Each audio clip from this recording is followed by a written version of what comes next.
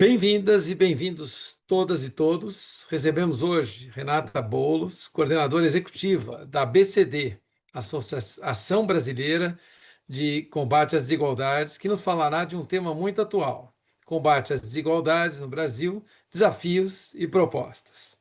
O Brasil está entre os países mais desiguais do planeta.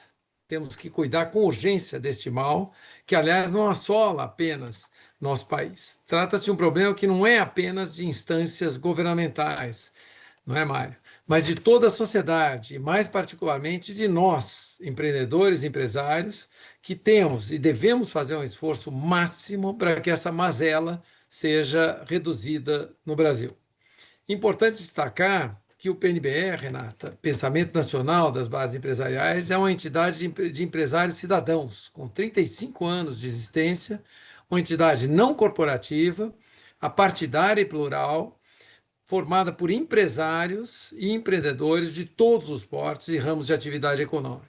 O PNBE busca mobilizar a sociedade e os agentes políticos para garantir um país socialmente justo, ou para construir, pelo menos, um país socialmente justo, economicamente forte e inclusivo, ambientalmente sustentável e democraticamente estável e eticamente respeitável. Juntem-se a nós. Nosso prêmio PNBE de Cidadania, que vai ter este ano sua 22ª edição, já está com inscrições abertas. Temos cases fantásticos. Consultem nosso site, que a Ana Rita vai colocar também no chat, né, Ana, dessa reunião, www.pnbe.org.br. Instruções de bordo. Lembramos que esse encontro está sendo gravado, depois ele vai ser reproduzido no YouTube e outras mídias. Teremos um total de 1h30 de reunião, essa é a previsão, Renata, né? Para todo mundo ter poder se organizar. Mantenham seus microfones em mudo. Teremos uma fala inicial da Renata e depois teremos perguntas e respostas que devem ser feitas pelo chat. E o Luiz Meyer que é coordenador do PNBE, segundo coordenador geral do PNBE, vai fazer para a Renata. Para dar as boas-vindas à Renata, e pedir que ela nos conte tudo o que fez e faz, passo a palavra ao Luiz Meyer, segundo coordenador geral do PNBE. Luiz. Bom, Renata, é um prazer ter você aqui com a gente para contar todas as os milhões de frentes que vocês estão. Renata Bolos é coordenadora executiva da ABCD, Ação Brasileira de Combate às Desigualdades, responsável pela coordenação do Pacto Nacional pelo Combate às Desigualdades. Tem experiência em gestão e coordenação de projetos, relações internacionais, participação e justiça ambiental.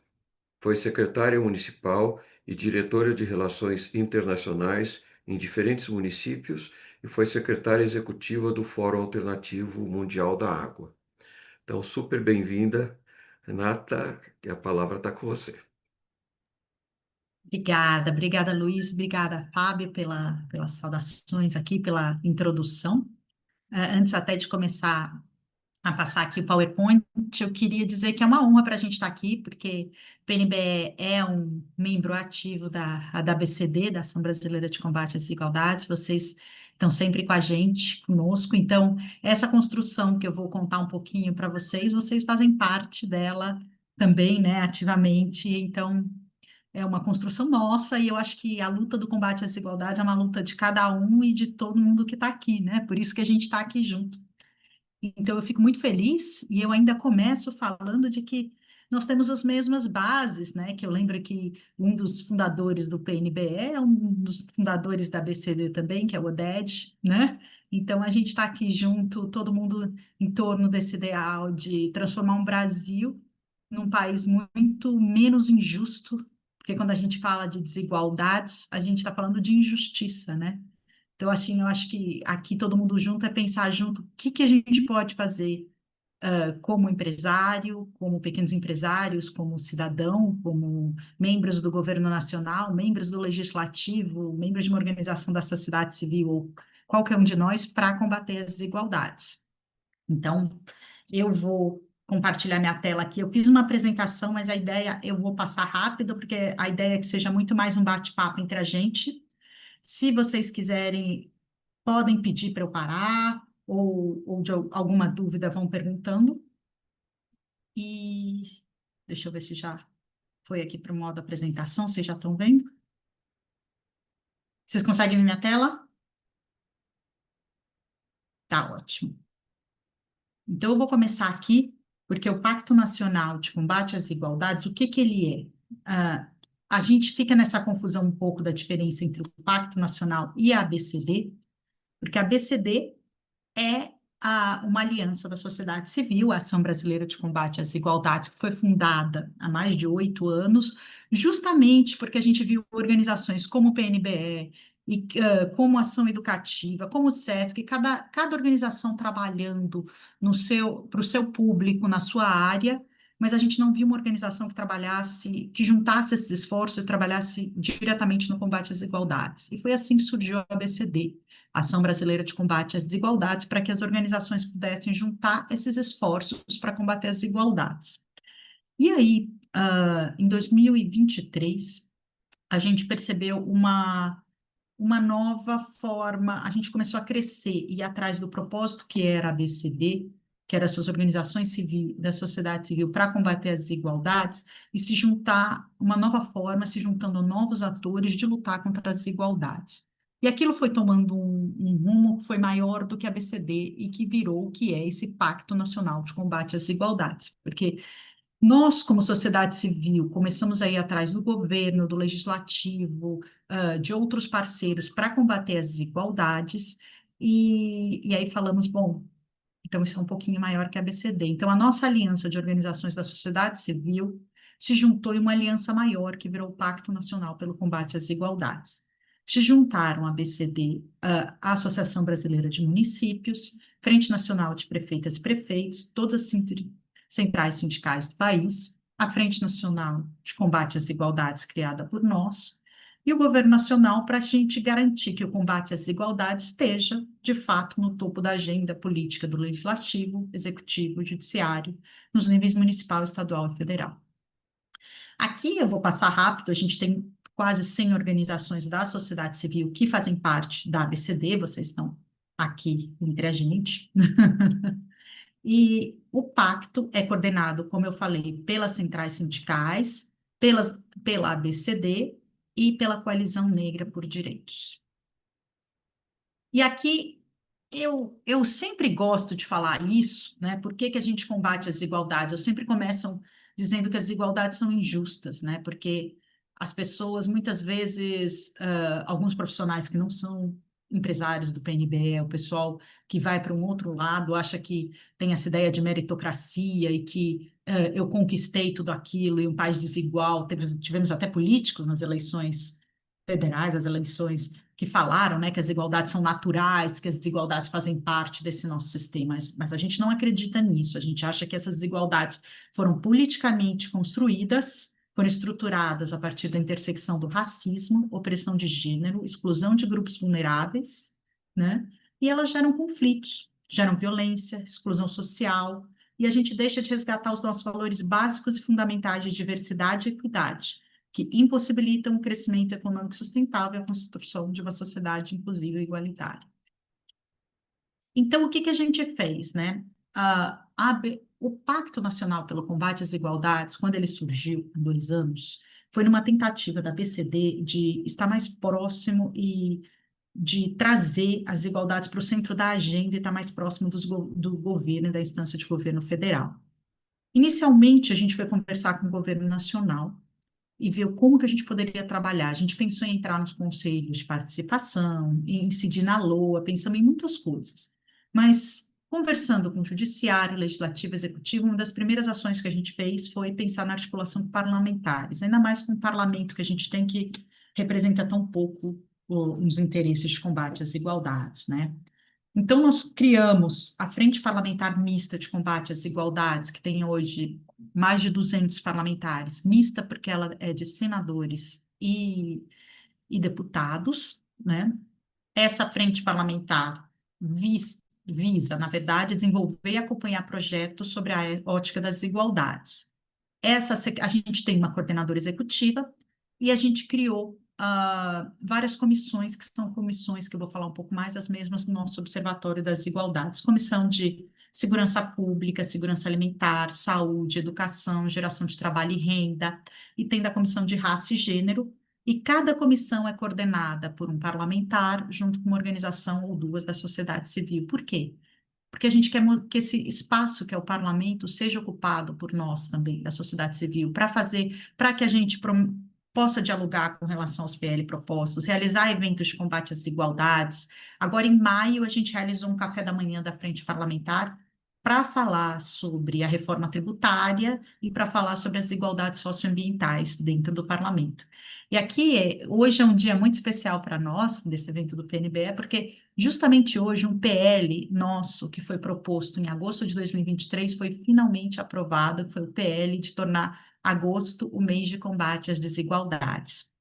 Então, ele foi aprovado hoje, foi encaminhado para o Senado, e isso parece uma coisa pequena e simbólica, mas demorou 2 anos nesse nosso Congresso para apoiar um projeto como esse, simples. Mas é muito mais para trazer para o Brasil a importância do combate às desigualdades. Então, um mês que a gente pretende fazer eventos no Brasil inteiro, falar sobre combate às desigualdades, para que as pessoas, pelo menos, tenham isso em mente, né? A nossa frente de atuação do pacto com o Executivo Federal é para lembrar o governo nacional de que o combate às desigualdades vem acima de tudo e tem que ser uma prioridade. Então, quando a gente fala isso, eu vou falar um pouquinho mais para frente do nosso Observatório pelas Desigualdades, a gente acha muito importante sempre dizer que melhorar os nossos dados não significa combater as desigualdades, ou seja, melhorar, diminuir, redução da pobreza não significa necessariamente combate às desigualdades. Nós aumentamos, por exemplo, melhorou a segurança alimentar no ano passado, mas ao mesmo tempo aumentou o número de mortes de crianças indígenas por desnutrição. Então, essas coisas acontecem se você não realmente trabalha de maneira desagregada para combater as desigualdades, notando as peculiaridades de cada estado, de cada grupo regional, e trabalhar nelas especificamente. Nós fizemos uma cooperação, fizemos um acordo de cooperação com o Conselhão para trabalhar com os empresários que estão no Conselhão também. Estamos trabalhando com o GT de combate às desigualdades para levar essa pauta. E cada ano que a gente lança o nosso relatório que mostra o combate às desigualdades, a gente busca mobilizar o governo a partir do que esse relatório nos mostra, para que sejam priorizados o combate às desigualdades dentro de cada ministério. Então, fazer conversas com o ministério, fazer conversas com o conselhão. Então, todo mês de agosto, que é o nosso mês de combate às desigualdades, a gente faz eventos e faz conversas com o governo a partir daí, tá? E aí também, não é só com o governo, é também com o setor privado, é também com sindicatos, e pensar como é que a gente pode construir políticas públicas de combate às desigualdades. Desde o ano passado, a gente tem também uma parceria por meio de uma emenda com o Ministério da Igualdade Racial, em que a gente está, além de colhendo o nosso relatório, a gente está fazendo um mapeamento dos acordos internacionais que o governo tem, como eles estão, como o governo está com relação a metas e acordos internacionais no que diz respeito ao combate às desigualdades, também um mapeamento das políticas municipais de combate às desigualdades. A gente tem uma articulação com prefeituras por meio das parcerias com a Associação Brasileira de Municípios e a Frente Nacional de Prefeitas e Prefeitos. A gente começou a fazer uma escolha de indicadores para monitorar, mobilizar as prefeituras para que elas implementem políticas públicas de combate às desigualdades e que mapeiem as desigualdades intramunicipais. Está ainda com essa parceria no MIR para mapear os serviços de combate às desigualdades nos municípios. E a gente tem um plano também de conversar com candidatos, para que eles se comprometam com uma agenda mínima de combate às desigualdades nas diferentes áreas. Aqui a articulação com as organizações da sociedade civil, esse o PNBE conhece bem, que é via ABCD, que a gente faz eventos, participa de eventos como esse, realiza campanhas coletivas e incide coletivamente sobre pautas de combate às desigualdades.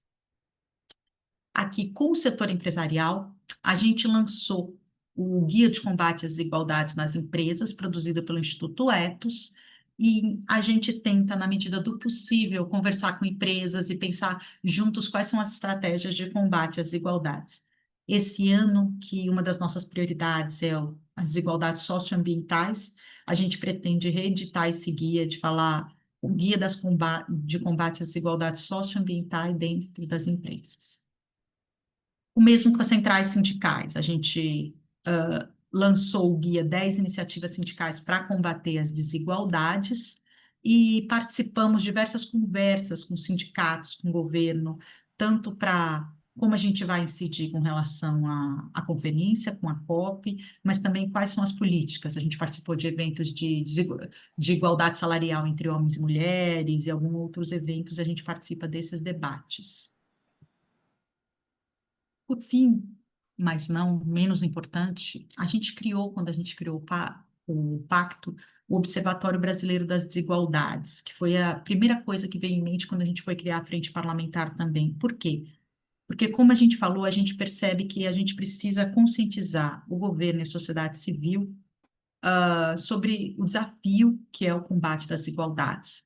Então, a gente juntou diversas organizações, membros da ABCD e outros que não são membros, como o Fiocruz, conversou com gente do IPEA e do BGE e selecionou mais de 40 indicadores.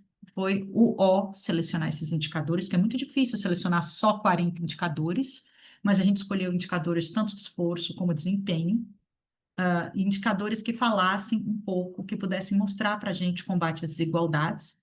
Não tentamos reinventar rodas, teriam que ser indicadores que dialogassem com o governo e com os indicadores selecionados pelo governo nacional, que o IBGE, que o IPEA utiliza, mas que anualmente a gente pudesse mostrar um pouco o que está acontecendo, por que as desigualdades têm que ser combatidas, nesses temas aqui: educação, saúde, segurança alimentar, clima e meio ambiente, segurança pública, desigualdade urbana e acesso a serviços básicos e representação política. E aí a gente tem, de forma transversal, desigualdades territoriais intra-cidades e entre cidades e territórios, renda, riqueza e trabalho, gênero e raça. Por quê?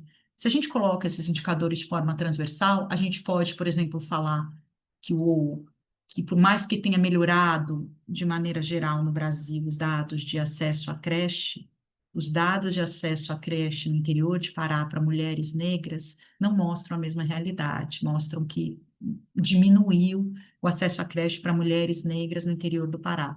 Então, não adianta a gente melhorar em São Paulo, que já está estável, não adianta a gente melhorar em outros lugares. E é por isso que a gente bate sempre na tecla de que combater as desigualdades é a gente olhar, ter esse olhar muito mais plural e muito mais amplo, não só melhorar os dados no geral.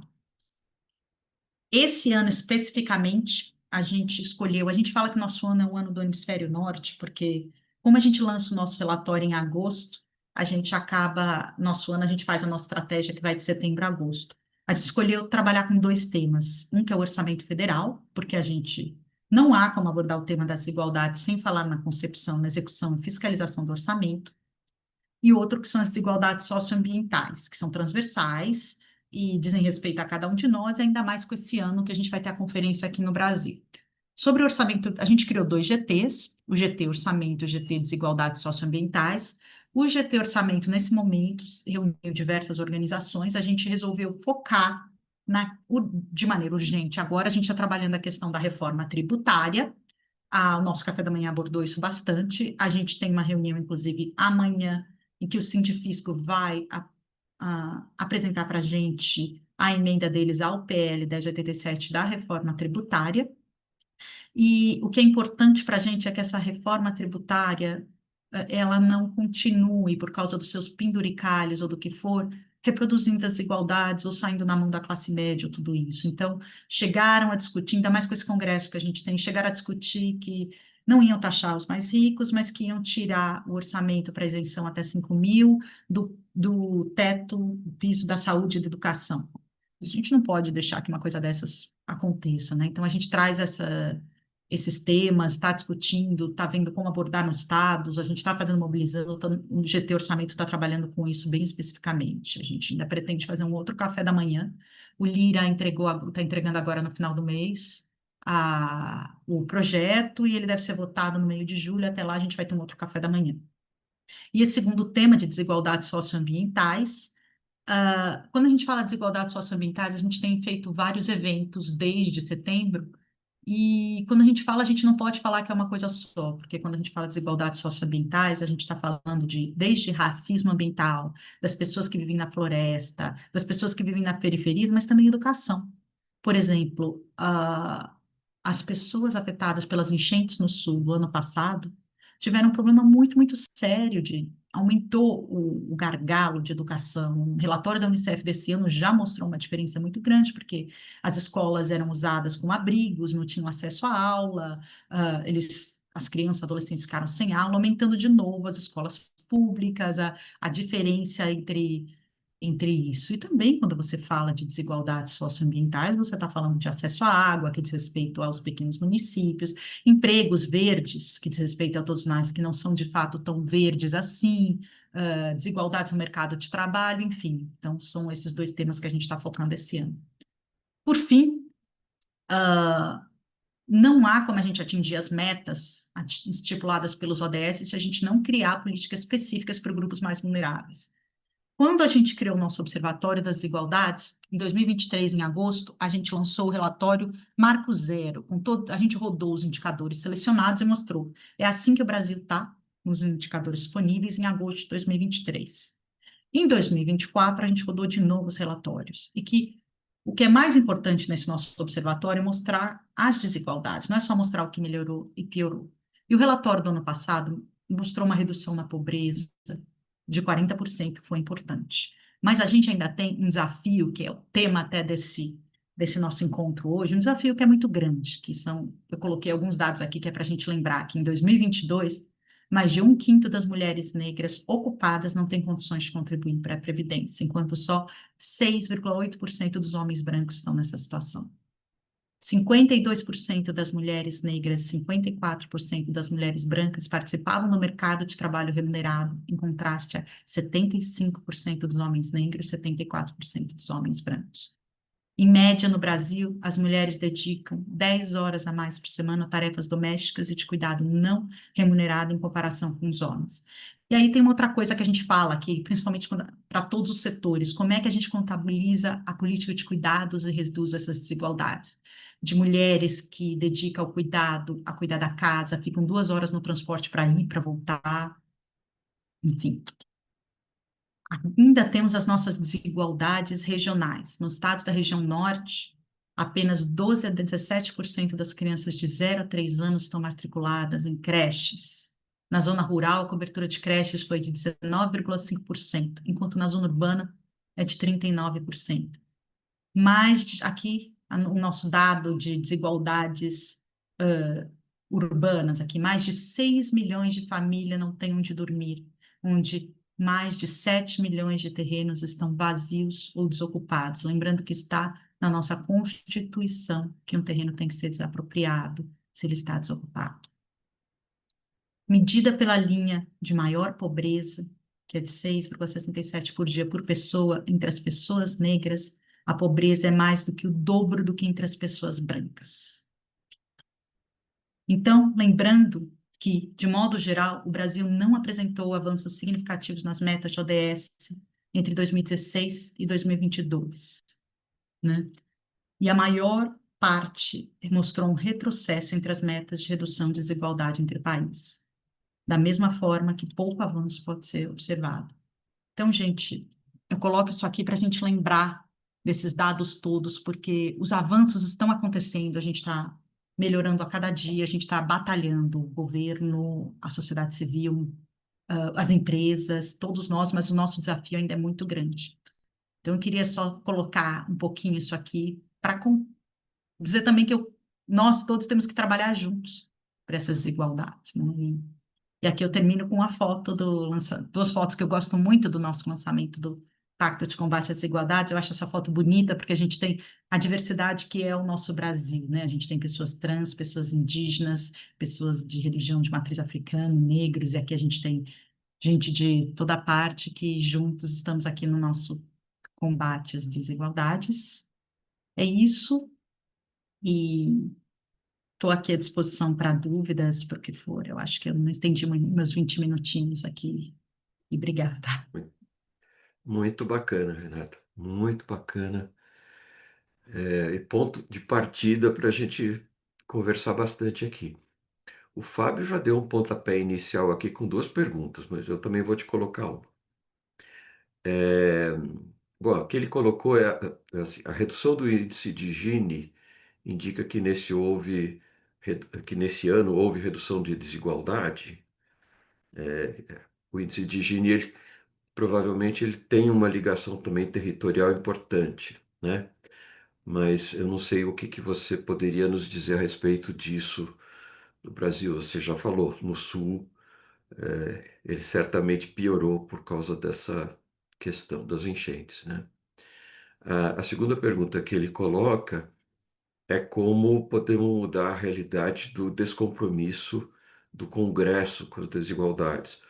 E eu complemento, ou pela ação de vocês e da frente, você sente que isso está melhorando? Eu acho que está melhorando, é um passo muito grande, Luiz, né? A gente quer ir nessa direção, mas eu acho assim, eu vou dar um exemplo, parece besta. Esse PL que foi aprovado hoje de combate às desigualdades, ele ficou preso por quase 2 anos, vai fazer 2 anos agora em agosto, por causa de um destaque que deram. Eles deram um destaque no nosso PL que evitou que fosse aprovado por causa da palavra gênero, entendeu? Então, existe uma coisa que quando você usa a palavra gênero, quando você fala temas e é uma desinformação generalizada que diz que as coisas não podem ser aprovadas por causa de uma certa ideologia, que seja de gênero ou não gênero, porque lembrando que a nossa frente parlamentar é suprapartidários, nós temos deputados e senadores de todos os partidos, nosso pacto é suprapartidários, mas eu lembrei quando a Ação da Cidadania falou que eles tiveram um PL que foi proposto na área de segurança alimentar e que foi barrado por causa do uso de gênero alimentício. Chega a ser Nossa, engraçado a gente falar isso, mas é engraçado para não dizer que é trágico, entendeu? Porque aqui um PL que é tão besta como o combate às desigualdades, tá? E transformar um mês, demorar 2 anos para ser aprovado. Junto com esse PL, a gente propôs também um PRC, que é uma mudança na CCJ, para que todos os projetos que chegassem no Congresso fossem analisados por meio da ótica da redução das desigualdades, combate às desigualdades, no combate às desigualdades. E esse, então, eu não tenho nem tá lá, entendeu? Um dia, quem sabe, a gente consegue. Eu acho que a gente, como sociedade civil, como empresas, a gente tem que pressionar. Por isso que a gente usa a frente parlamentar para trazer essa discussão, cada um de nós pressionar o seu deputado, o seu senador, para que eles participem dessas discussões, desses debates, porque ainda existe uma desinformação muito grande, porque não é uma pauta da esquerda ou da direita, é uma pauta de todos nós, né? Eu acho que se a gente conseguir mobilizar, a gente fala que na frente parlamentar a gente quer trazer o centrão, a gente quer trazer todo mundo para perto, porque quando eles conseguirem entender que isso é bom para todo mundo, o combate às desigualdades, a gente tá indo mais longe, né? Mas eu acho que a gente uhum. ainda a gente tem um longo caminho, quando esse gênero alimentício ainda está sendo questionado, né? Então, eu não sei nem muito para onde ir, Luiz. Pois é. É cada dia um leão ou, ou 500 e poucos para a gente Né? enfrentar, né? Sobre o índice de Gini, você conseguiria comentar alguma coisa em relação à desigualdade versus índice de Gini? Não consigo comentar sobre índice de Gini, Tá. especificamente, que eu não olhei. Qual foi a pergunta específica? Eu não vi no chat, desculpa. É que O Fábio nos fala que esse ano o índice de Gini melhorou, né? E se percebe que isso tem reflexo, que isso tem a ver com redução, que houve realmente alguma redução das desigualdades. olha, O índice- eu não sei te dizer isso aqui eu, tá. eu espero que tenha havido uma redução das desigualdades, mas é importante a gente saber também quando que isso foi medido, como é que foi. Eu sei que houve uma Ah, redução da pobreza de 40%, então isso, para mim, de alguma forma, pode mostrar no Gini, isso tem a ver com o Gini de redução das desigualdades, mas, ao uhum, mesmo tempo, é muito pequena para para os mais ricos, pelas 5% da nossa população, dos 5%, não houve, aumentou esse abismo lá em cima, Uhum. né, dos 5%. Então, eu acho que é muito difícil a gente fazer essa afirmação. Eu acho que a gente pode ter dito uma Tá. redução da pobreza, o que é ótimo, mas redução da pobreza não é necessariamente só redução das desigualdades, né? Uhum. Desculpa, Fábio, não É, consegui comentar mais profundamente sobre isso. não, mas foi ótimo. Esses dias saiu nos jornais algumas informações sobre, enfim, os agentes financeiros propondo que os muito ricos levem suas fortunas para fora do país, né? E aí um outro artigo já fala que 1.200 já levaram este ano, né? Isso é um reflexo da taxação que vai incomodá-lo, né? E aí o que que acontece? É que ao levar, então, por exemplo, os países próximos estão fazendo um movimento de caça a- às fortunas brasileiras, Uruguai, por aí vai. E aí esse dinheiro sendo externalizado, então ele muda o domicílio fiscal para um outro país, e aí ele pega o dinheiro que ele já levou para fora e investe no Brasil com vantagens, porque há vantagens que são dadas para captar investimento estrangeiro, tá? Então eu não sei se vocês estão acompanhando esse tipo de coisa, mas se vocês tiverem, comenta alguma coisa ou como lidar com isso. Olha, esse vai ser sempre um desafio. A proposta que o Haddad estava apresentando na reunião do G20 era uma proposta de taxação internacional, né? E era o que é proposto para o Haddad de taxação de grandes fortunas e que estava, inclusive, é muito baixo, quase ridícula comparando com o que se taxa em outros países, né? Mas houve muitas conversas que foram feitas com a vencedora do Prêmio Nobel, a Esther Duflo, que foi baseada na proposta da Esther Duflo, que o Haddad criou a proposta que ele apresentou no G20, que era uma proposta que, além dessa taxação que era baixa, fosse criado um fundo para reduzir as desigualdades, né? Desigualdades que podiam ser umas desigualdades climáticas, porque quando você fala, porque só da taxação essas desigualdades ambientais, desigualdades climáticas, como que a gente fala da justiça climática aqui? A gente está nesse caos que a gente está hoje, e as pessoas que menos contribuíram para o caos climático que a gente está hoje são as mais afetadas pelos caos climáticos, né? Então, a ideia era que parte desse recurso proveniente dos fundos que viriam da taxação fosse repassado de alguma forma, voltasse para essas pessoas, tanto em prevenção, políticas de prevenção de desastre, tem muitas propostas. A Esther Duflo, inclusive, propôs que no Brasil fosse criado um fundo, como se fosse um Bolsa Família para famílias em áreas de risco, famílias em áreas de desastres, e tudo isso, parte desse recurso, outra fosse para outras políticas, né? Mas Uhum. a ideia de aprovar isso no G20 é que seria feito um acordo entre os países do G20, justamente para que fosse um acordo internacional. Mas até se você ver a declaração final do G20, é uma declaração muito otimista, mas a gente vê com o Trump no governo, com esse cenário internacional que é cada dia mais caótico, não é nem só o nosso Congresso, né, que está contra Uhum. isso. Eu acho pouco provável que a gente possa fazer um acordo nacional ou internacional para taxação, porque a verdade é que tinha que ser um acordo internacional, inclusive para evitar esses paraísos fiscais que não têm nenhum interesse, estão até felizes que a gente taxe para que o dinheiro vá para esses paraísos fiscais, né? Imagina. Mas eu não acompanhei isso que você me falou especificamente, Luiz, esse caso dessa última semana, essa proposta, mas eu acho que isso é lamentável, que o que as pessoas não percebem é que essa taxação tão baixa faz tão pouca diferença no bolso delas, de pessoas que têm tanto recurso, então me deixa triste pensar que essas pessoas estão tão preocupadas. A gente teve empresários que falavam, eu tinha medo de Lula ser eleito porque ele vai me taxar.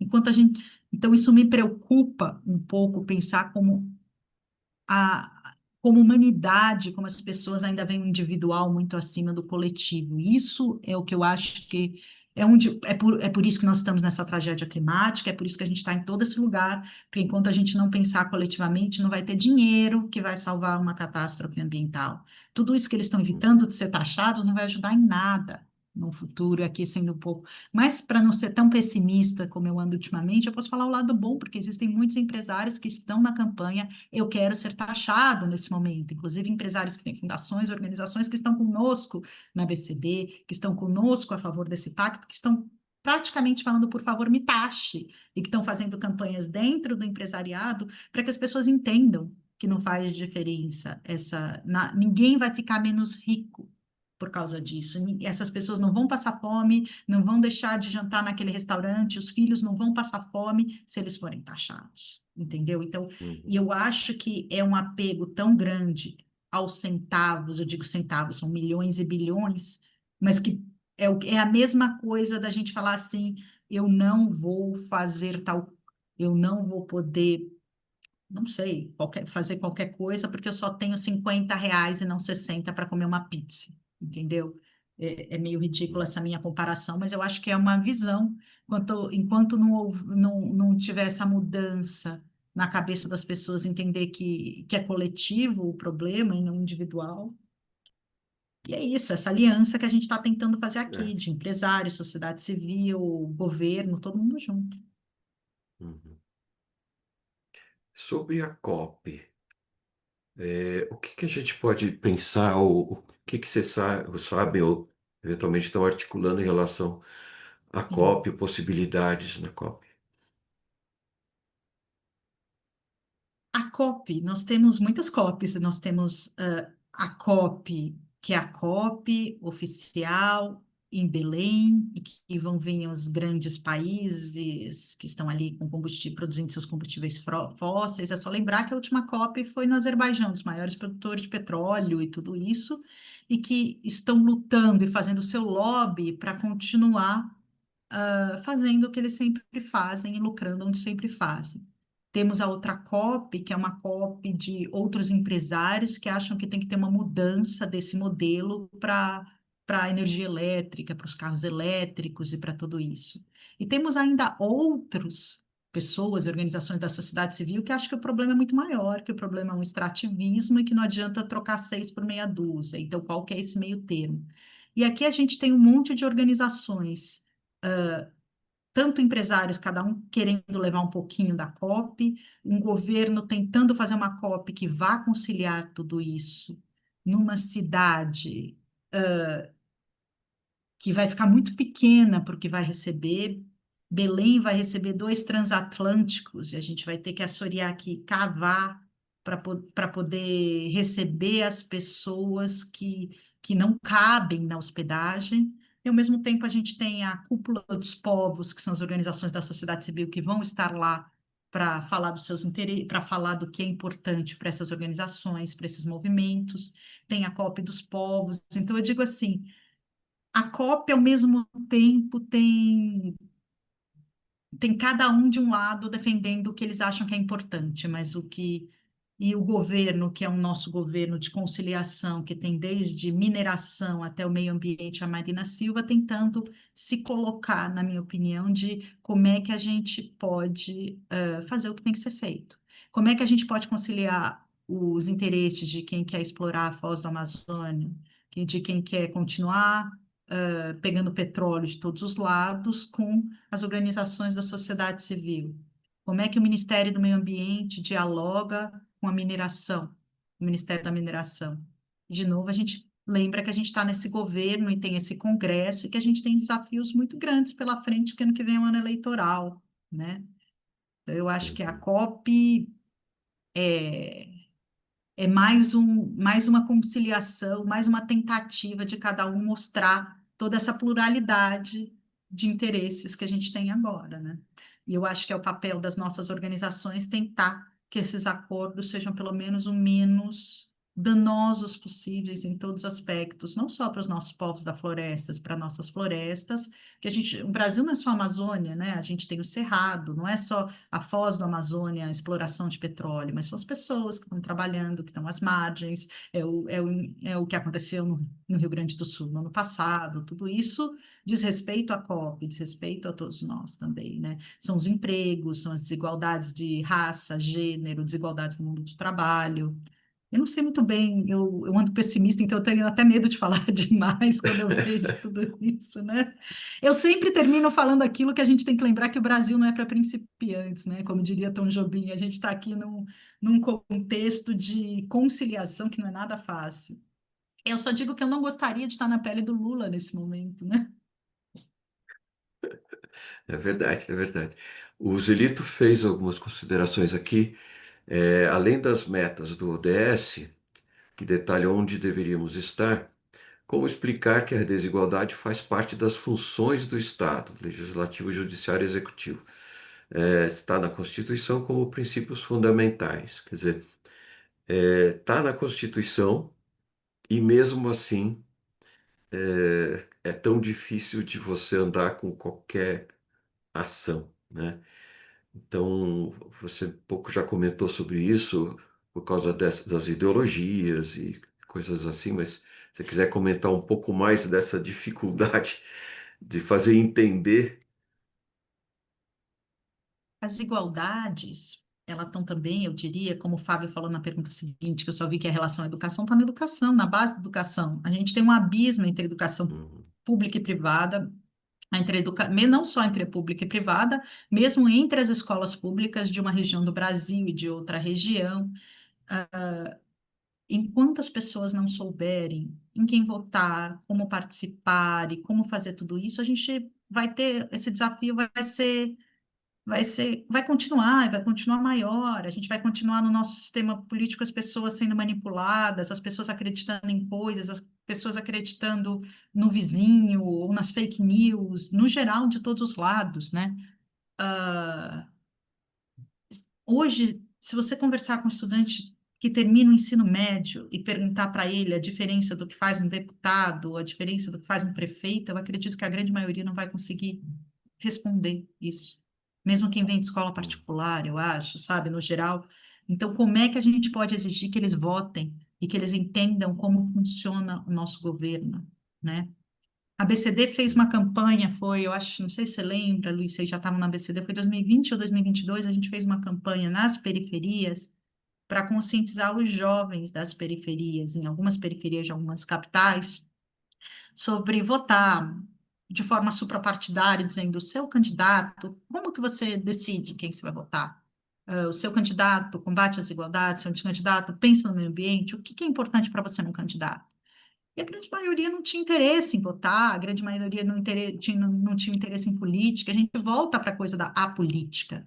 A gente volta para o fenômeno que aconteceu nas eleições do ano passado, que é aquela coisa do empreendedorismo, no sentido de que o individual é mais importante do que o coletivo, que eu tenho que me virar sozinho. A gente está no momento em que as pessoas perderam a fé no coletivo, perderam a fé de que o governo, que o candidato, que nós, como sociedade civil, juntos podemos fazer alguma mudança. Está cada um querendo. Ninguém é que... Quando a gente teve uma proposta, o PL do ano passado, para que esses aplicativos, Uber, iFood, pagassem direitos para os empregados, para os motoqueiros e para os motoristas de Uber, eles foram contra. Eles foram contra, porque eles falavam, não, eu não quero que pague, porque vai acabar tirando do meu bolso, eu mesmo posso juntar meu dinheiro e guardar minha aposentadoria. Então, existe uma descrença de que, de alguma forma, isso possa ser bom. Como é que a maioria dos aplicativos, dos motoristas de Uber são contra ter férias, 13º, ter direitos, entendeu? Eles preferem. Então, assim, eu acho que não existe essa noção do que o coletivo pode ajudar. A gente precisa de educação, a gente precisa entender.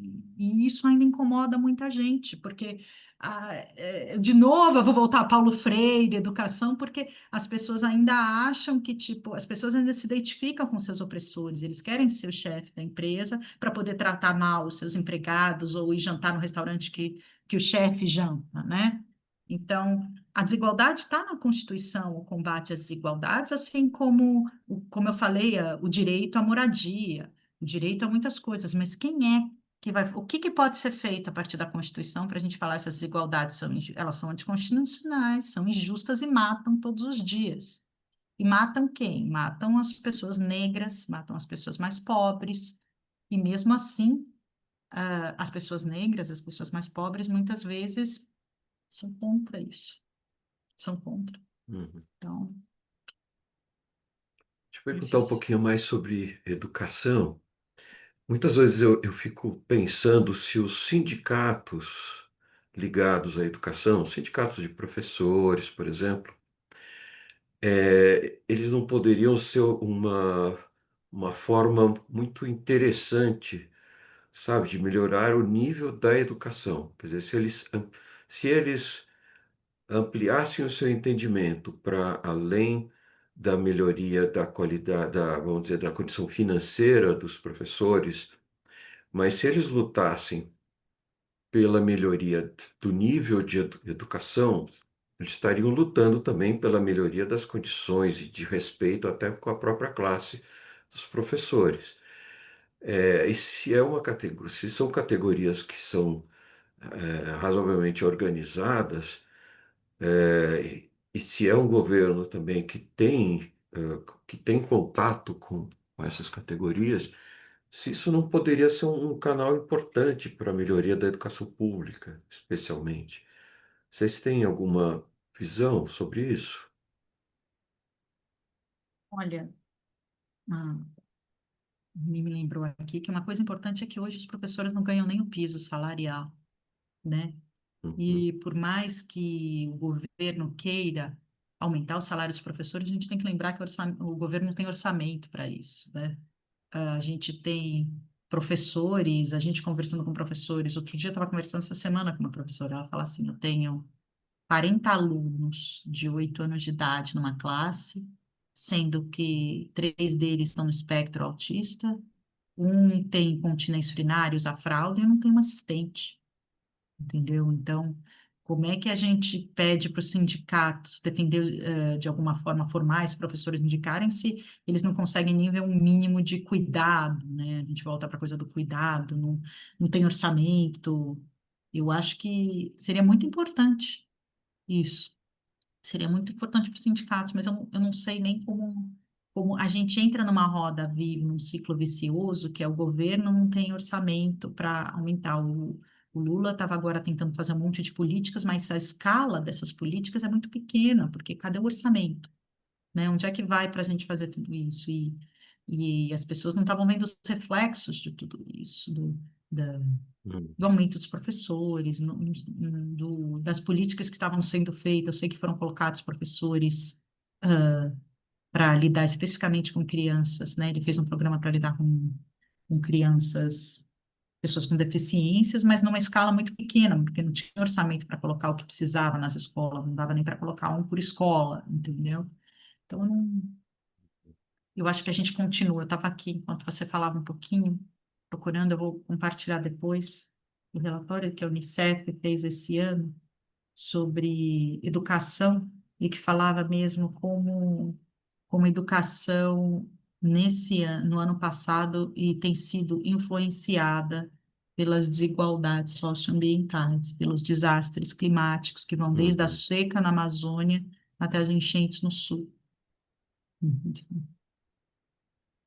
Você tinha comentado também, além da educação, da parte de alimentação, né? Que é outro dos pilares mais importantes, não é isso?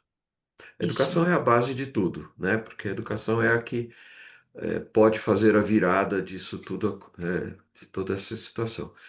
Mas a alimentação é essencial para que as pessoas estejam em condições de ter uma virada, né? É, o que você enxerga desse? Tem se falado muito de alimentação, né? Acho que tem. tem se falado mais do que anteriormente, né? Mas é de alguma forma positiva. Sim, o Brasil melhorou muito a segurança alimentar no ano passado, né? Isso a gente mostrou que por causa das cozinhas solidárias, por causa das políticas, porque tudo que melhorou a segurança, mas um dado que a gente mostrou, por isso que eu falei, foi o aumento da desnutrição e morte de desnutrição em crianças indígenas. E a gente foi atrás disso para entender o porquê. E por isso que as nossas políticas têm que ser setoriais, né? Porque a gente vai falar por que que aumentou a morte de crianças indígenas. Aí a gente vai ver o problema dos Yanomami, porque eram terras tomadas pelo garimpo. E o novo governo tentou tirar o garimpo, mas existia uma relação de troca entre o garimpo e essas comunidades. Como a FUNAI foi desmontada e que a gente tem as UBSs, mas os sistemas de saúde indígena estão completamente degradados, isso é muito difícil. Como parte do nosso relatório, a gente faz conversas depois com os ministérios, a gente foi conversar com os ministérios sobre esse dado até de segurança alimentar. E o Ministério de Gestão informou para a gente que esse era um dos maiores desafios dele, as áreas indígenas, porque a FUNAI, por exemplo, não pode pegar emprestado funcionários de outros órgãos ou de outros ministérios, embora eles possam pegar da FUNAI, entendeu? Hum. Então, a FUNAI precarizada não consegue abrir um concurso porque não tem recursos, ou a saúde indígena vai sendo deixada de lado. Também aumentou a morte como os nossos profissionais falaram dos anciãos indígenas, né? Os mais velhos, porque não tinham acesso à saúde indígena, um monte de problema. Teve aquele caso no ano passado que foi muito simbólico, da grávida indígena também, que teve que vir para a cidade para ter o filho, e era de um povo de recente contato, né? E, ao mesmo tempo, o Lula, o criador do Fome Zero e de tudo isso, teve um esforço muito grande para melhorar a segurança alimentar. E depois do desafio da Covid, que o Brasil entrou de novo no mapa internacional da fome, os dados de fato estão melhorando, porque foram feitas políticas, desde cozinhas solidárias até políticas de impostos, e a gente espera, me disseram que até o ano que vem a gente deve sair do mapa internacional da fome, o que seria ótimo se a gente continuar nesse mesmo caminho, né? Os dados do nosso relatório, que vai ser publicado agora em agosto, já foram coletados, e a semana que vem a gente vai ver o que eles nos mostraram, nesse sentido de se a gente continuou nessa melhora, com uma melhora que a gente teve no ano passado, com relação à segurança alimentar de forma geral, né, no Brasil. Mas a gente tem que lembrar como tudo isso está em- totalmente interligado, porque a gente teve essa melhora de segurança alimentar, mas teve uma piora no sul depois dos desastres. Isso deve aparecer aí também, a piora na educação, piora na segurança alimentar, pior acesso ao alimento. E aí tem um monte de debate que pode ser feito dentro da questão da segurança alimentar, que entrou também na primeira parte da reforma tributária, né, que é taxar ou não taxar os ultraprocessados, o que vai dentro da cesta básica, né, e que daí é o que é uma alimentação saudável mesmo, né, e aí por isso que eu acho que tem que chamar cada um de nós, o empresariado, os movimentos, os pequenos agricultores, para participar de tudo isso, mas o Pacto contra a Fome Internacional, que o Brasil é um modelo, está à frente de muitas outras políticas internacionais de combate à fome, como sempre, né? Então, isso, sem dúvida, Hum. eu acho que a gente está indo no caminho, né? A Fátima colocou aqui uma pergunta bem interessante. Como podemos apoiar e dar visibilidade aos políticos da Frente Parlamentar de Combate às Desigualdades? Ela vai no sentido de que mostrar que não é uma pauta da esquerda, é uma pauta que tem que ser de todo mundo, né? E que essa frente não aparece, enquanto aparece muito, ó, vejo tanto falar da frente da bala, do agro, da frente evangélica, mas da frente parlamentar da desigualdade com mais de 200 não aparece, né? O que pode ser feito para isso ganhar? Fátima, à frente nossa, assim, a gente como membros da BCD e tudo isso, eu acho que não só na nossa frente, mas acho que a coisa de ocupar o Congresso, estar nas discussões do PL, o Congresso ainda é um espaço muito fechado, sabe, muito muito. A nossa pesquisa mostrou também como o Congresso ainda, se a gente fosse desenhar o Congresso, ele seria um grande homem idoso branco e que não conversa, e tem outros filhos homens brancos, entendeu? E não tem mulheres, não representam. O Congresso não é a cara do Brasil, não digo em termos de ideologia, mas nós não temos negros, indígenas, quilombolas, muitas mulheres no Congresso. Quando você entra no Congresso, você entra num elevador que só tem homens, as mulheres são as secretárias, as faxineiras, né? Então, eu acho que apoiar a frente parlamentar é também tentar falar com os deputados, com os seus deputados, fazer campanha para que os projetos certos sejam votados, as empresas fazer lobby, ligar, falar que é isso que a gente está tentando fazer agora com a reforma tributária, mobilizar para dizer, não, os deputados não podem votar, porque é só com a pressão da sociedade civil e com medo de não ser votados nas próximas eleições, né, que as coisas não passam, né, que as coisas não passam, que a gente está falando, não tem que cair na saúde e na educação, a reforma tributária, gente, isso não podia estar nem sido concebido dentro do Congresso agora. Então, a gente faz um debate, faz um café da manhã, mas eu acho que a gente tem um desafio ainda muito grande que é saber comunicar. E comunicar isso geral para o Brasil, né? Não só se comunicar com eles, mas voltar e comunicar para a sociedade em geral. Por que que isso diz respeito a todos nós? Por que que esse Congresso está aí, mas a gente não pode, não importa se é o Lira, se é o Agro ou quem é, a gente tem que fazer de uma forma de que a gente não, a classe média, a classe mais baixa não continue pagando as contas, né? Que nem a questão do super salário, gente. A ABCD estava envolvida agora no PL do super salário, de combate ao super salário. A gente teve deputado, me corrija, Aline, que recebeu 300 milhões, não foi isso? No geral? Juízes e procuradores, Deputado não, me desculpa, a gente vai falar do judiciário. Juízes procuradores que receberam 300 milhões, e não é que o salário deles 100 é isso, mil, 200 mil por mês. são os penduricalhos a mais, entendeu? Não é tipo um reembolso de uma viagem que eles fizeram, vai conseguindo uma vantagem aqui, outra vantagem ali, e esse era o medo dessa segunda parte da reforma tributária, que tudo bem, a gente aprova a reforma tributária, mas a gente aprova outras emendas para que os penduricalhos sejam mantidos. Aí o governo não tem orçamento, como é que a gente vai fazer?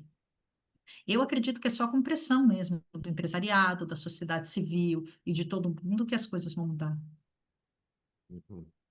Uma ação O coletiva, por Fábio, isso que a gente fala da BCD, né? Que a gente é coletivamente consiga fazer alguma pressão.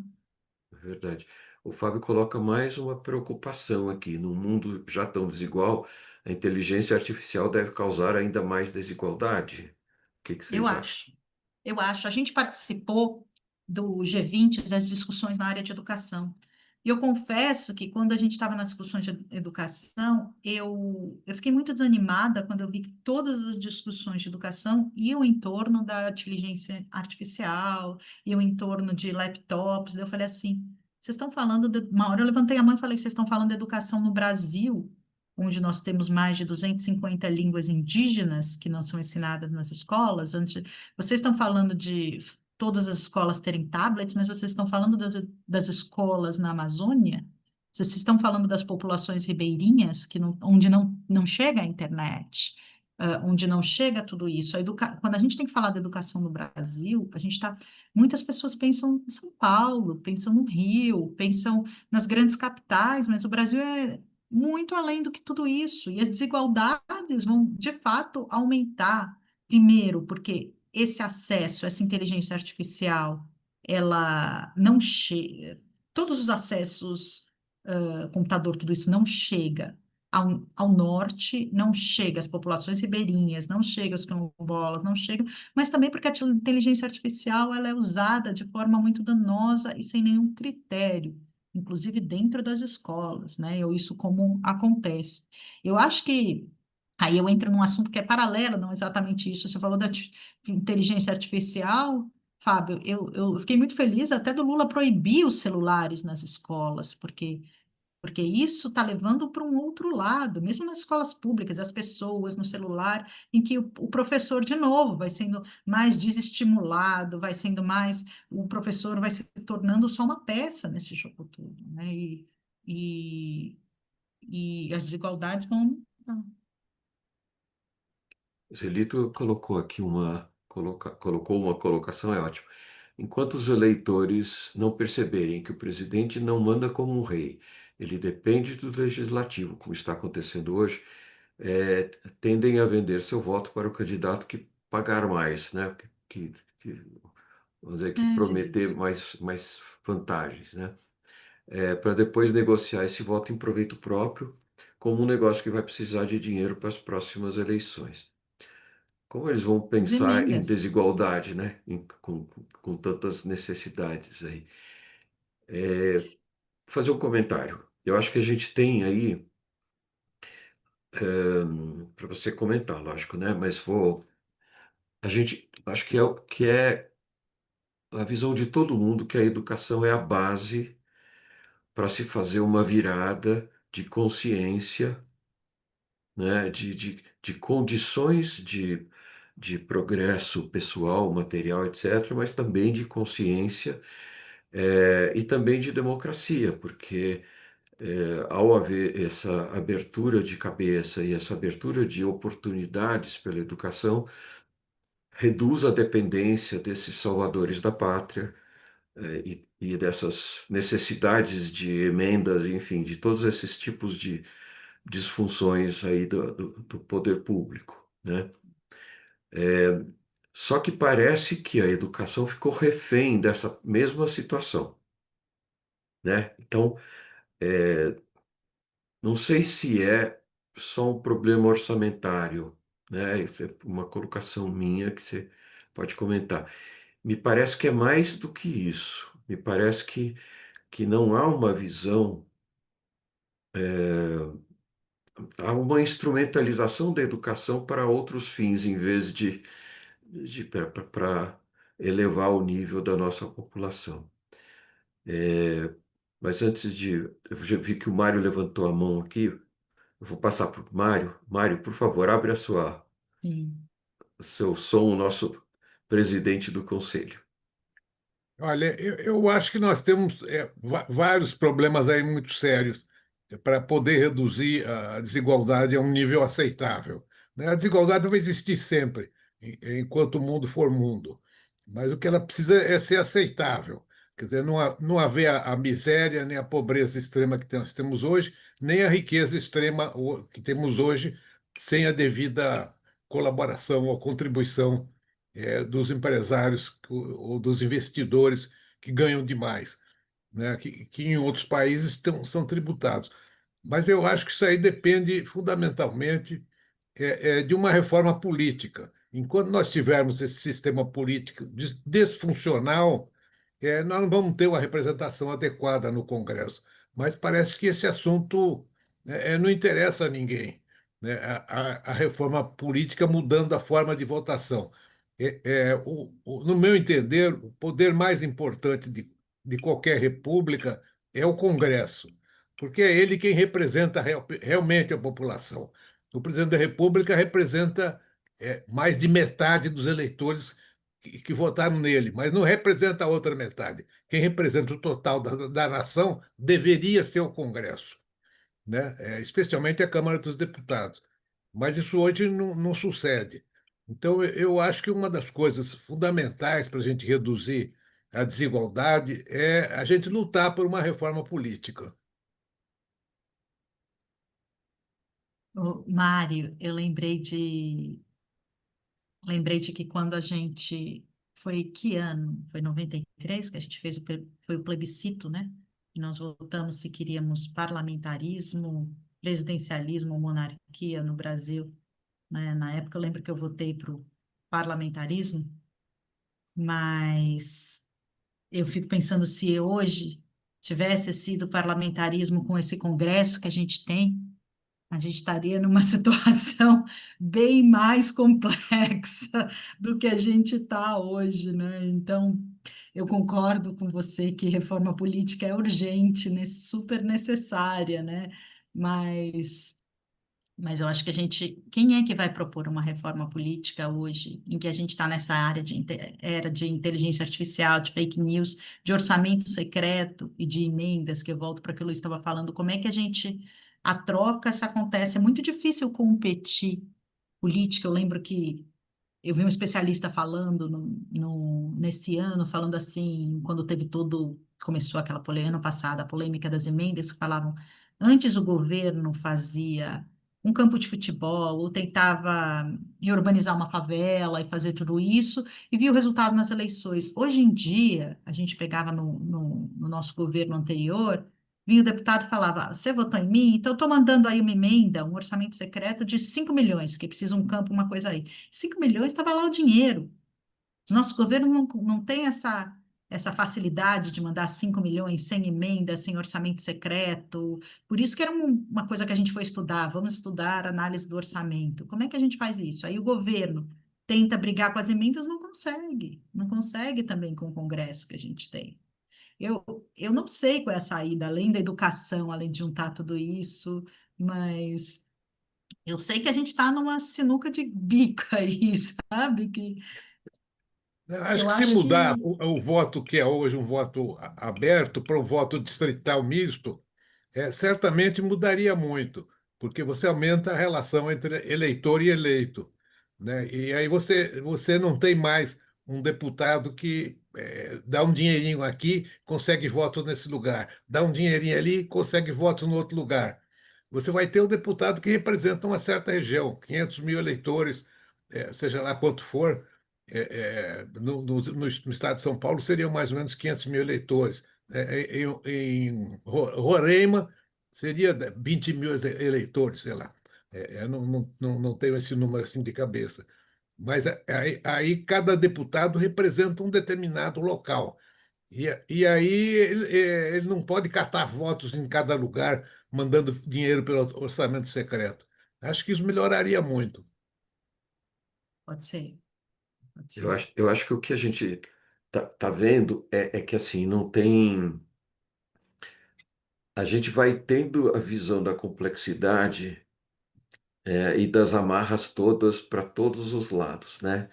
Então, vocês estão fazendo um trabalho heróico de tentar reunir isso e organizar frentes de ação efetivas através da frente parlamentar, né? Onde vocês estreitam esse contato e vão procurando fazer que esses 200 parlamentares escutem, enxerguem informações, regionalizem os dados e tudo mais.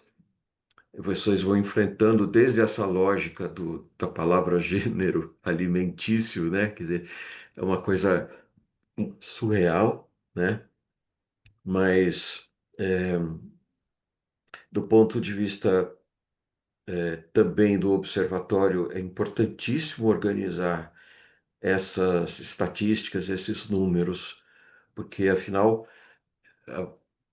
se você for conversar no abstrato, aí é que não anda nada mesmo, né? Mas em cima de indicadores, em cima de dados e ainda mais regionalizados, é que há chance de alguma coisa caminhar, nem que seja porque os parlamentares são regionalizados, né? Então, ele enxergando o que pode ser feito. Você vê que há possibilidades, vocês sentem, né? A gente sabe que não há respostas fáceis, né? O problema parece que vai ficando cada vez mais complexo, inclusive, né?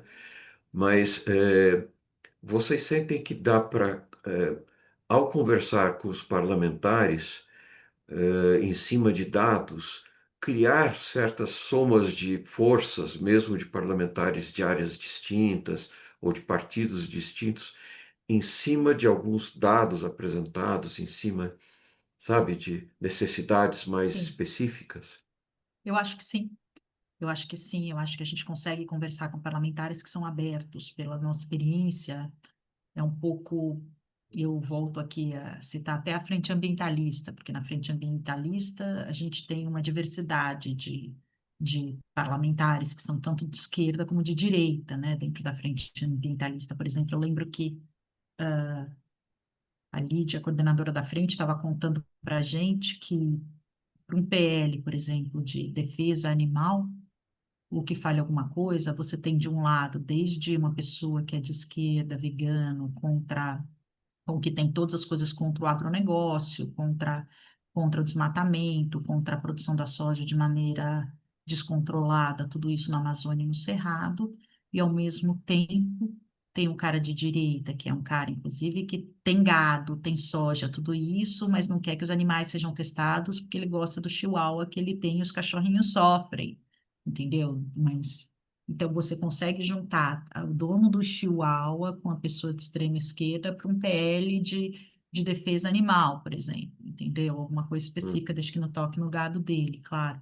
Mas o que a gente tenta fazer, a partir dos nossos dados, conversando com pessoas, é mostrar que as desigualdades dizem respeito a cada um deles e elas não têm uma cara que é uma cara de esquerda. E eu acho que é isso que a gente uhum, está tentando mostrar, que é uma política geral, quando a gente fala de educação, quando a gente fala de saúde. E a Maíra, que é a coordenadora da Frente Parlamentar, falou que muitos deles estão abertos. A gente teve reuniões com parlamentares e com senador, até mais da direita de tudo isso, falou, nossa, eu quero muito estar na comissão de educação do meu estado, por exemplo, eu como senadora desse estado do Norte, educação é meu maior desafio, então, eu faço questão de estar dentro da comissão de educação para melhorar isso no meu estado. Então, eu acho que é você tentar trazer a questão mais global e não focar nas diferenças ideológicas e para além da ideologia, que é isso que você falou um pouco, Luiz, da coisa, a educação diz uhum, respeito a todos nós. Se você for falar de educação no geral e for falar com alguém de um estado em que a educação é muito ruim, fala, vamos tentar focar na educação nos estados, na melhoria da educação onde no estado do ruim, você consegue votar a favor de um PL que melhora a educação na área rural, a gente vai conversar com essas pessoas, entendeu? Eu acho que uhum, é procurar esse termo comum quando a gente fala que é suprapartidário. E aí, quando a gente criou a frente parlamentar, a gente teve a frente parlamentar hoje é coordenada pelo pastor Henrique Vieira, né? E o nosso desafio foi, o pastor é uma pessoa muito, embora ele seja um político do PSOL, ele é uma pessoa extremamente conciliadora. Ele é uma pessoa evangélica, ela é uma pessoa que conversa com os dois lados, com muito. E a nossa ideia é essa, é conversar e fazer as pessoas entenderem que existem esses pontos em comuns que podem ser dialogados, né? E existem esse ponto comum que a gente pode encontrar esse ponto de encontro para além das nossas ideologias, né? Eu não estou dizendo que uhum, eu vou sentar numa mesa e dialogar com o Lira ou com algumas pessoas específicas, mas eu acho que entre o Lira e um político que é visto como extrema esquerda tem um grande caminho que a gente pode chegar, né? Mesmo até o pessoal da Comissão de Segurança Pública e Justiça Criminal estava falando até que não precisa ser um coronel, mas tem muita gente até da direita que o pessoal consegue conversar sobre segurança, porque eles entendem que tem que melhorar o policial em algum lugar, que tem um PL pela vida dos policiais, que não precisa ficar falando de matar bandido ou não matar bandido. Então, tudo é como, né? Como é que a gente diminui a mortalidade, que não é só a mortalidade das pessoas nas favelas, é a mortalidade dos policiais também, se melhorar isso. Se a gente conseguir conversar a partir dos dados que a gente tem em mãos e mostrar isso, que é o nosso desafio, mostrar como a educação está pior em um lugar, como a saúde está melhor em outros lugares e como isso não representa, eu acho que a gente pode sair desse embate, né, e buscar essa conciliação, que é muito difícil, mas essa é a nossa tentativa. uhum. Olha, eu vou, as palavras do Zelito que eu subscrevo também. Acredito que vocês estão no caminho certo. Nós, eu diria É, nós, né? Vocês todos aqui, mas Zelita da BCD também, tá aqui junto, vocês também, PNBE. Eu acho que aqui não coloque em nossa responsabilidade, não, somos não, todos não. aqui, gente, lutando Não, juntos. mas a frase dele ainda não terminou. Ele falou, e como você disse no início, precisamos nos unir dessa briga.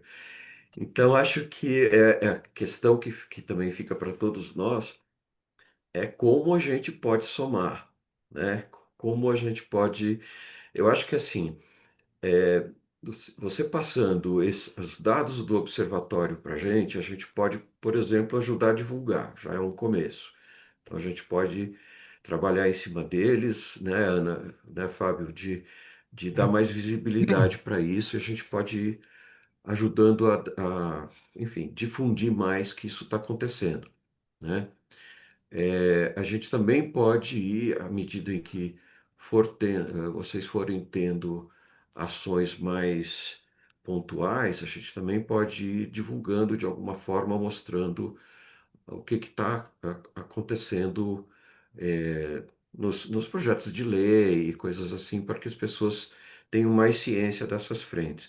Eu acho que até principalmente esses que vocês conseguem fazer essa negociação, sabe, que desarmem com os dados, desarma essas lógicas absurdas, né?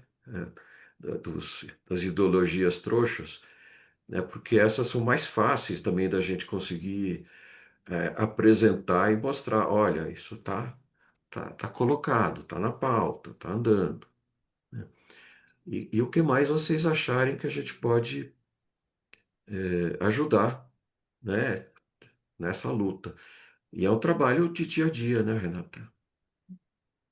Eu vou pedir para a Aline colocar, que eu não consigo aqui, o link para o nosso relatório do ano passado aqui no chat, Li, que Ótimo. para passar para vocês já verem, mas de qualquer maneira ficam dois convites. Primeiro, para participarem da nossa Semana das Desigualdades, que a gente está fechando a data, vai ser na última quinzena de agosto, é sempre na última quinzena, não sei se vai ser na semana do dia 18 ou dia 25 de agosto, para participarem dos eventos, vai ser em Brasília. E segundo, para vocês organizarem eventos como o nosso, é quando a gente mobiliza para esse tema das desigualdades, além de comunicar, o relatório vai ser lançado no MIR, vai ser lançado no Conselhão, vai ser lançado no Congresso. Vocês estão já super convidados a estarem lá presencialmente se alguém estiver em Brasília, ou quiser ir no lançamento do relatório, mas também organizarem. A gente pode pensar em fazer um colóquio nessa semana para falar dos dados do relatório, como esse aqui com vocês do PNBE, ou a gente organiza junto um seminário, a gente quer fazer coisas não só em Brasília, em todo o Brasil, nessa semana de combate à desigualdade, no mês de combate às desigualdades, e mobilizar mesmo junto a partir desses dados do relatório. Se você achar que faz Bacana. sentido fazer uma coisa, fazer um evento da forma que vocês acham que faz mais sentido, que vai além do PNBE, a gente está super aberto para fazer juntos isso. Não, super bacana. Olha, Renata, eu vou pedir para você fazer as suas considerações finais, estamos chegando no final, e aí passo para o Fábio encerrar, pode ser? Claro, claro. Não, eu nem tenho tantas considerações finais, na verdade, é para agradecer essa oportunidade de estar aqui com vocês e de estar aqui com pessoas que estão junto com a gente nessa nossa batalha. E o Oded sempre fala de um dado que é um dos indicadores mais queridos dele, que é o indicador triste, que é a idade ao morrer. E quando a gente pensa na cidade de São Paulo, que existe 23 anos de diferença entre de vida ou da idade ao morrer de uma pessoa que nasceu nos Jardins e de uma pessoa que nasceu em cidade de Tiradentes, e achar que isso não diz respeito a nós, isso não faz nenhum sentido. Uma pessoa, e é isso, né? Eu lembro sempre quando eu falei isso no nosso último lançamento, que quando uma frase simples que o Caetano fala que gente é para brilhar, não é para morrer de fome, eu diria que eu iria além disso, que gente é para brilhar, não é para morrer de fome, não é para morrer assassinado por causa da cor de sua pele, ou morrer de doenças que podiam ter sido evitadas pelo nosso SUS ou pela saúde pública, por acesso à saúde e muitas outras coisas. Então, eu acho que eu termino dizendo que as desigualdades dizem respeito a cada um de nós, e a gente tem uma tarefa aí pela frente de nos unirmos, né, para reduzir essas desigualdades. Como o Fábio falou, não estou dizendo que as desigualdades não vão ser eliminadas, mas para que elas, da forma em que elas estão, esse buraco que existe entre os mais ricos e essas pobres, isso não é justo e nem tinha que estar acontecendo. E isso foi essa construção política desse nosso Brasil. E é isso que a gente tem que lutar contra. Em algum momento era aceitável a escravidão. A gente achava que era ok ter pessoas escravizadas. Eu acredito que no futuro as pessoas vão falar das desigualdades e de como nós vivemos nesse cenário hoje, do mesmo jeito que a gente critica a escravidão hoje. É o que eu espero. Eu espero que esse dia esteja mais próximo do que nunca, e que as nossas políticas públicas reflitam isso, que as pessoas que trabalham nos governos, nas empresas, sejam 52% negras, que a gente consiga todos os dias lembrar desse período como um período ainda difícil para o nosso Brasil. É isso. Muito bom, muito forte essa tua fala final e toda ela realmente ah, provoca, né, e faz a gente pensar muito. É amplo o assunto, né, como já se falou, né, Renata? Parabéns para você, para a Aline, enfim, todo esse projeto que vocês estão, enfim, para a BCD e pelos resultados que vocês estão tendo. Eu vou recorrer a duas falas que são marcantes. Uma delas é de um ex-governador que fez bastante para reduzir a desigualdade e com números bastante interessantes, que é o Paulo Artung, que esteve com a gente presencialmente esse ano. E ele fala muito em metade cheia e metade vazia do copo, né? Ele é um incorrigível otimista, né? Então, eu acho que, assim como é importantíssimo destacar e apontar e diagnosticar e numerificar, né, Luiz? Enfim, trazer as métricas do horror que é a desigualdade, eu acho que também fica aqui um pequeno pitaco de sugestão para você, para a Aline. Quais são as vitórias? Qual é a metade cheia do copo? Né? Isso dá um ânimo muito grande, né, para quem está junto, para quem está acompanhando, para quem está torcendo. Né? E a segunda coisa que eu lembro é de uma frase do próprio Haddad que me marcou muito lá atrás, quando eu estava entrando no PNB, que é não perder nunca o poder de se indignar. Se indignar com essa desigualdade que a gente tem na nossa cidade, na nossa própria cidade. Tem um mapa hoje, né, Mário, no Estadão, mostrando isso também, né, da desigualdade brutal, de tudo, de um monte de coisas, tá do nosso lado, né? Então a gente não pode perder, não pode ficar anestesiado para isso. Parabéns, ABCD, parabéns, Renata, Aline, todo mundo que esteve hoje à noite aqui conosco, porque eu acho que isso tem absolutamente alinhamento, né, com o ideário do PNBE, com o que o Brasil, com o que o planeta precisa. Nós Palavra aqui franqueada. agradecemos